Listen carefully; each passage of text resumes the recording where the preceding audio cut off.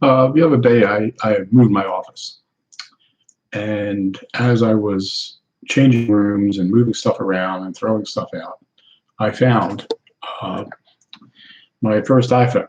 And this is my iPhone 4, which I bought in it was early 2012. It's when Verizon, which was my carrier, finally started breaking the AT&T monopoly on iPhones, and I was able to actually get one. And I've had iPhones since. I had an iPhone before. I had a 6. I had a 7.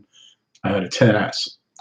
The screen on this thing is supposed to be about 4 point some inches, but if you take the bezels on the top and bottom out, it's really like 3.4-inch screen.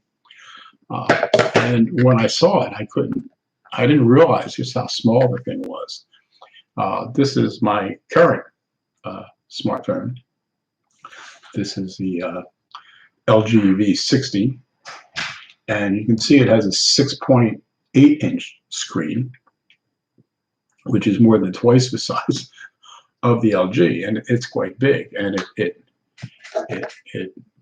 weighs more. Actually, comparatively, it doesn't weigh all that much more. The iPhone 4 was a pretty dense phone.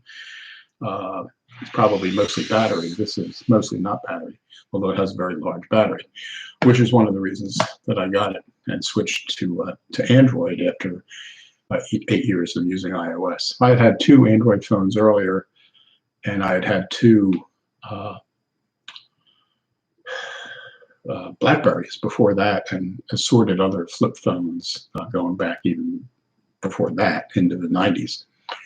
But yeah, I've returned to Android, and I won't go into the reasons for that or differences. It's not that I think Android's superior. You just have a better selection of phones. If you go with an iPhone, you've got, whatever they'll come out with, it'll be the 12, and then the large 12, and then you got the SE, which is already out. So you basically have 3 choices. With Android, there's just so many more choices.